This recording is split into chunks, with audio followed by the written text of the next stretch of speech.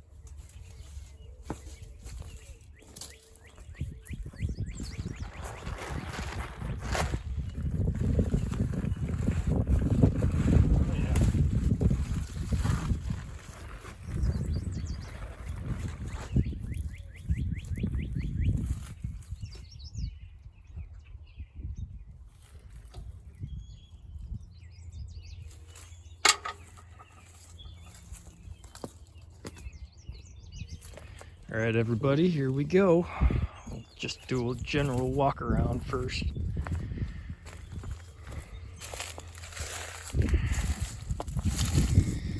So, yeah, this is it. Looks pretty disgusting. Yeah, a little bit of water's gotten in there, but nothing a home can't take care of. I'm actually going to reuse these cylinder sleeves if I can, if at all possible. So I'll hold them out real good, clean them up, and we'll see where that goes. But as far as the rest of it, doesn't look terrible. Crank moves, so I'm sure you can see, hopefully. It will need polished up, that's for sure. And then there's the water jacket. Actually, I have done some work to this a long while ago, but I poured vinegar in the block because I mean, you can see on the top side of the sleeves here, there is so much rust just built up in here. It's got to be taken care of. And actually what I'm gonna do, I mean, it just flicks right off, but I'm gonna clean the rest of this up. This old gasket material. But when I get the rest of the gaskets that I ordered in, I'm actually gonna put the plate back on this. I'm gonna fill the entire block full of vinegar, and that's my rust treatment, so to speak. Aside from the cylinder head, I'm not gonna do it with the cylinder head on, but I am gonna get rid of all this scale. So, because I mean, when I first got it, it was basically full down in there with just rust flakes, and I power washed it out. I blew everything out that I could, and the rust, I mean, it was just jam full. So that's when I poured the vinegar in there and called it a day, and then, damn, it did a really good job. So yeah, we're gonna do it again with the plate on so I can get the top halves of the cylinders and the rest of the block. So we'll do that a different day. And I actually had to drill and tap quite a few of these bolts because they were broke off, so to speak. So, okay. Sorry, I'm watching a wasp flying around me, but this is it. Haven't done any work to this stuff. Still need to clean out the fuel tank. Not sure if the starter works or not. And I mean, the block just needs a hell of a cleaning. I'm pretty sure I'm gonna take all this stuff off of here. You know, I might leave that alone, but we'll see. I kind of want to replace that gasket there, and that requires, for the most part, taking all that stuff off if I want to have it easy. Anyway, so then we'll show you underneath here. It's pretty gross, so to speak. Yeah, oil pumps out. I already got that cleaned up and ready to go back in. Not going to do anything with the cam aside from cleaning it up. It's going to stay in, but I think I'm going to power wash the hell out of this and blow dry it clean, and I'll probably end up taking the caps off, plastic gauge all the bearings on the mains, and make sure they're good. Otherwise, I will roll in a new set and clean it up and make sure everything's good there. And I am going to order some new connecting rod bearings. This is just the standard size, so at least that's what the bearings tell me. I will be taking measurements of these journals here after I clean them up good. After the whole engine is clean, I guess I should say. But yeah, so there's all that fun stuff. I am ready to get this thing done though. I do have plans for this tractor. I've got a bunch of front mount cultivators. As you can see, I probably have 4 or 5 or 6 sets of them now, and I'm gonna make a 4-row cultivator that I'm gonna put on this thing so I can cultivate my crops throughout the summer, as well as throw that guy on there. That would be a HM46 lister, I believe. And for that, you would have to take the drawbar off, drop it down, and you'll have to use these clamps and literally mount it on the rear axle of the tractor. And I would like to do that someday. I actually just went through this little lister here. I went through it in my planting and harvesting class at school. So it is all ready to go, aside from drive chain, which I need to fund myself some of that. It takes a number 32 flat chain. So But yeah, that's all ready to go. But just thought I would give you guys a rundown of what needs to be done on this thing.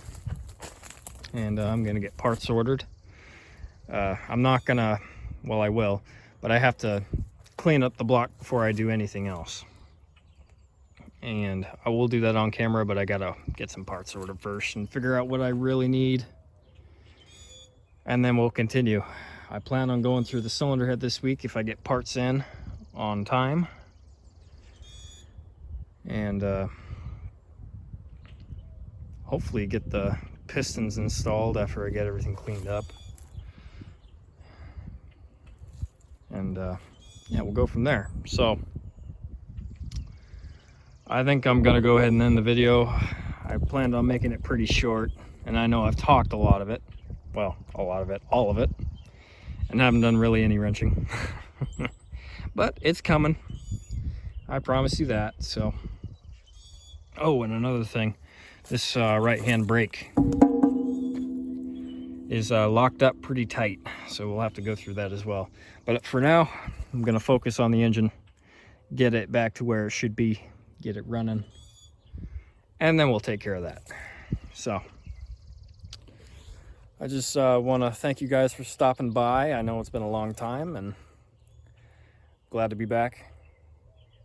I say that every time, but it's true. So I'm ready to get this thing done and move on to other projects. This is step one in that department. So thank you guys for stopping by. Leave a like, leave a comment. I love reading your guys' comments, and I love responding to them. And also, if you haven't subscribed yet, please subscribe. And we'll see you in the next one.